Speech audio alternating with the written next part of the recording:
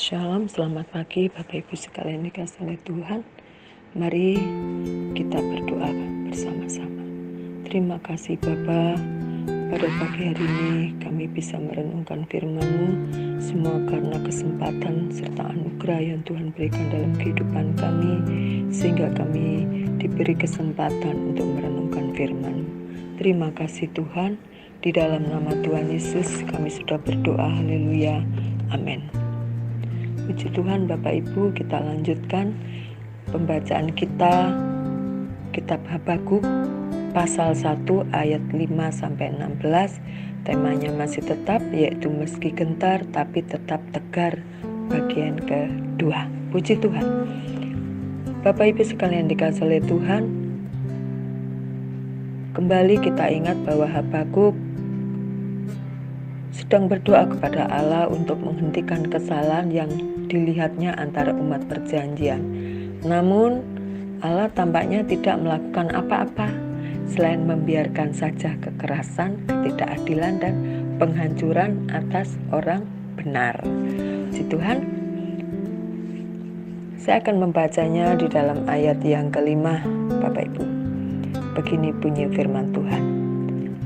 Lihatlah di antara bangsa-bangsa dan perhatikanlah, jadilah heran dan tercengang-cengang, sebab aku melakukan suatu pekerjaan dalam zamanmu yang tidak akan kamu percayai jika diceritakan.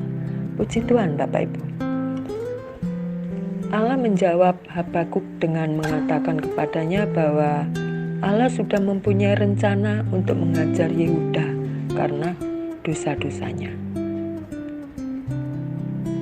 Ia akan memakai bangsa Babel, bangsa yang bengis, dan bangsa yang kafir untuk menghukum Yehuda, Bapak Ibu. Bahwa Allah akan memakai umat yang demikian jahat dan kafir. Dan itu sangat mengejutkan bagi sang nabi dan sulit untuk diterima oleh umat Allah, yaitu Yehuda. Keadaan di Israel membuat Habakuk bertanya kepada Tuhan, berapa lama lagi Tuhan? Apakah pergumulan Habakuk pada zamannya menjadi pergumulan kita pada saat ini Bapak Ibu? Apakah kita melihat ketidakadilan di depan mata kita? Pernah Bapak Ibu melihat dan merasakan? Apakah kita juga pernah disingkirkan dan ditekan? Dan kita mengalami seperti Nabi Habakuk, orang-orang Yehuda. Lalu apa jawaban Tuhan Bapak Ibu?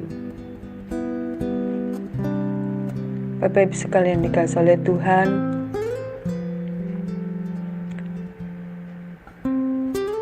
cara Tuhan bekerja itu memang tidak pernah kita mengerti. Roma 8 ayat 28 kita tahu sekarang, ayat hafalan kita, bahwa Allah turut bekerja dalam segala sesuatu untuk mendatangkan kebaikan bagi mereka yang mengasihi Dia, yaitu mereka yang terpanggil sesuai dengan rencana Allah. Inilah jawaban Tuhan. Tuhan sedang bekerja dan kita akan tercengang, heran, dan tidak mengerti melihat pekerjaan Tuhan. Kita tidak pernah menduga dan tidak pernah memikirkan bahwa Allah bekerja dengan cara yang demikian. Kita sendiri menginginkan semua tertata dengan baik, mulus, lancar, sesuai dengan apa yang kita rencanakan. Mungkin diakhiri dari semuanya kita bisa memahami pada waktu akhirnya, maksud saya. Tetapi di awal dari persoalan yang kita hadapi, terkadang kita tidak mengerti. Karena Tuhan sendiri bekerja dengan caranya yang sangat luar biasa. Mungkin kita bertanya-tanya, apa yang terjadi dalam hidup kita? Tetapi seperti Rasul Paulus tadi katakan, Allah turut bekerja dalam segala sesuatu untuk mendatangkan kebaikan bagi orang yang mengasihi Dia, yaitu mereka yang terpanggil sesuai dengan rencananya. Oleh karena itu, tentunya saya juga belajar bahwa Tuhan sedang melakukan suatu perkara besar dalam kehidupan saya dan Bapak Ibu. Inilah yang harus kita nantikan dengan sabar, dengan tenang, dan tentunya dengan iman. Yang kedua, cara Tuhan tidak masuk akal. Ayat yang ke-6 mengatakan begini, Bapak Ibu. Habakuk 1 ayat yang ke-6.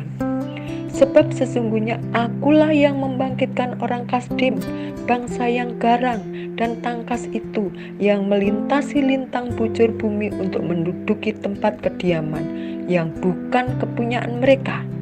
Bangsa itu dahsyat dan menakutkan. Keadilannya dan keluhurannya berasal daripada diri sendiri.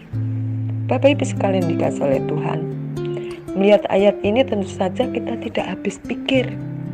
Mengapa Tuhan membangkitkan bangsa yang jahat untuk menindas bangsa Israel? Bagaimana mungkin bangsa yang dahsyat dan yang menakutkan itu Allah bangkitkan? Sungguh tidak masuk akal menurut pikiran kita.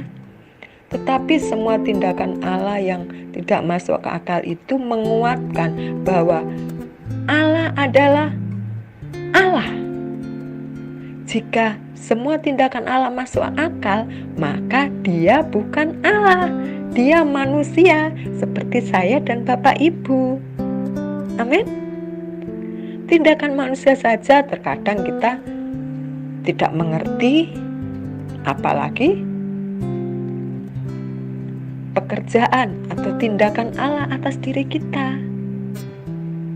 Habakuk juga merasa demikian, Bapak Ibu. Ia merasakan sangat tidak masuk akal mengetahui bahwa bangsa Kasdim itu dibangkitkan Allah untuk menghukum orang Yehuda. Bapak Ibu masih ingat cerita tentang Balak dan Bileam, Bilangan 22? Kalau ada waktu bisa dibaca.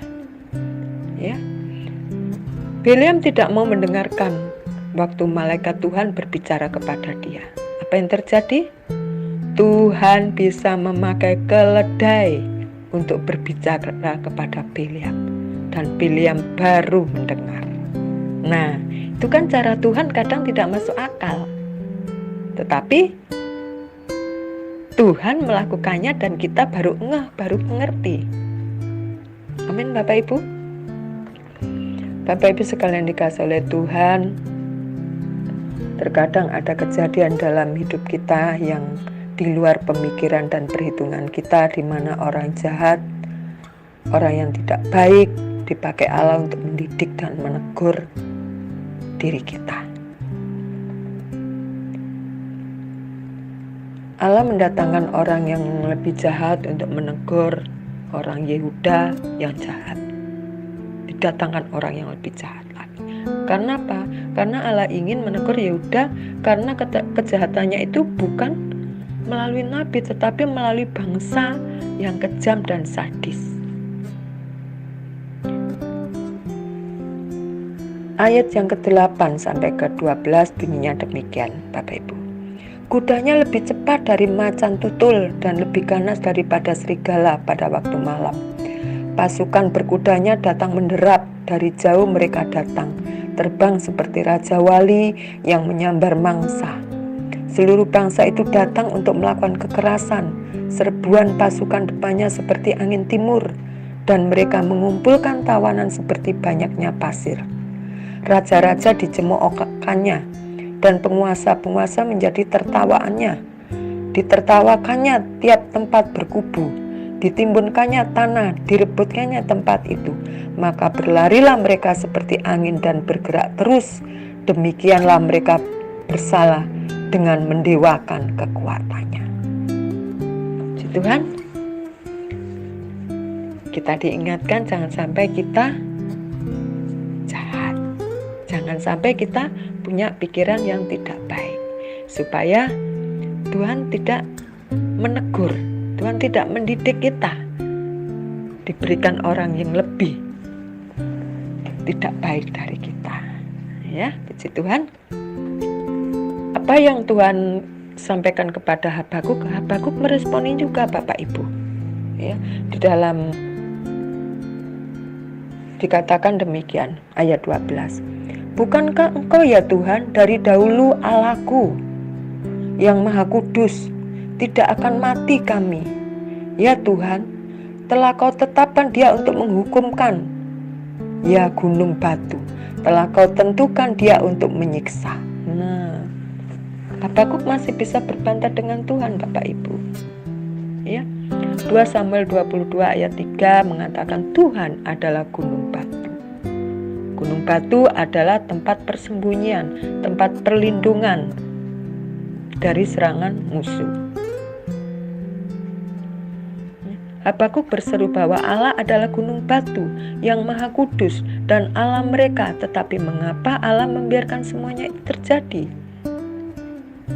Mengapa mereka ditindas oleh bangsa kafir? Hal ini terjadi di dalam kehidupan orang-orang Yehuda. Mungkin kita juga pernah alami Bapak Ibu, ketika orang berkata, di mana Allahmu yang kau sembah? Kalau Allahmu itu betul-betul ada, mengapa sih kok kamu gak sembuh-sembuh? Nah, ya, mengapa sih kehidupannya kok begitu-begitu saja? Kok gak seperti si itu, si ini? Ya. Pernah Bapak Ibu dibegitukan? Mendengar kalimat-kalimat yang begitu, lalu apa respon kita? Apakah kita meragukan Tuhan karena banyaknya sindiran-sindiran dari orang-orang sekitar kita? Di mana Tuhanmu? Ya, yang perlu kita ingat, Tuhan adalah omniscient Bapak Ibu dan omnipresent. Dia tahu yang terbaik bagi saya dan Bapak Ibu. Sebelum saya pulang kampung liburan Bapak Ibu, saya mengalami sakit dari bahu sampai lengan tangan kiri. Tidak bisa digerakkan, sakit sekali, ngilu. Saya nggak tahu mesti diapakan, diurut, nggak sembuh. Ya, dikasih koyok salon pas cabe, tempel sana, tempel, nggak bisa Bapak Ibu. Saya nangis di kamar, saya bilang, Tuhan maafkan saya. Maafkan saya kalau saya banyak salah, banyak. Saya sampai menangis karena sakit sekali, ngilu Bapak Ibu. Kayak sakit gigi yang kambuh gitu, ngilu seluruh tulang itu. Dari bahu kiri sampai lengan kiri. Tapi jari-jari tidak apa-apa. Untuk diangkat nggak bisa. Seperti mati rasa.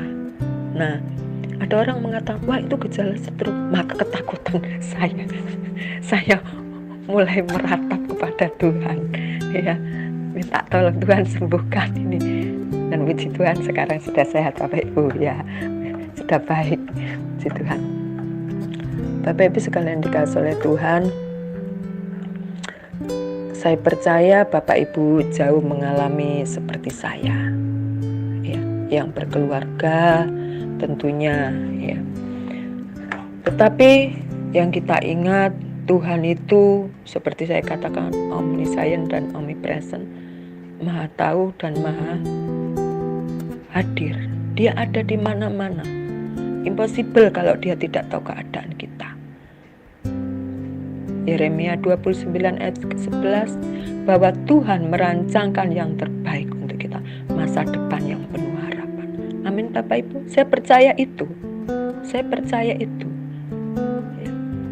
Sehingga saya juga dikuatkan oleh kemarin sakit saya itu. Saya menangis sendiri, mengeluh sendiri, ya. Tetapi disitulah saya percaya akhirnya cuman dia gunung batu kekuatan saya. Cuman dia tempat pelarian serta perteduhan saya, yaitu Tuhan. Saya percaya Bapak Ibu jauh lebih baik pengalamannya dengan Tuhan daripada saya. Saya masih belajar banyak. Tapi dari proses pembelajaran ini, biarlah kita tetap pegang teguh janjinya. Karena Tuhan tidak pernah ingkar janji Bapak Ibu. Amin. Puji Tuhan. Mari kita berdoa. Tuhan, Engkau pribadi yang tidak pernah berubah, dahulu, sekarang, hingga selamanya. Dan Engkau tidak akan pernah tinggalkan kami sendiri. Dalam kondisi apapun, dalam lembah kekelaman pun, Engkau angkat kami. Engkau angkat kami Tuhan, dan Engkau bawa kami naik terbang tinggi seperti burung Raja Wali. Terima kasih Bapa. Engkaulah kekuatan kami, Engkaulah yang terutama dalam kehidupan kami, dan Engkaulah satu-satunya pribadi yang sangat peduli dalam kehidupan kami.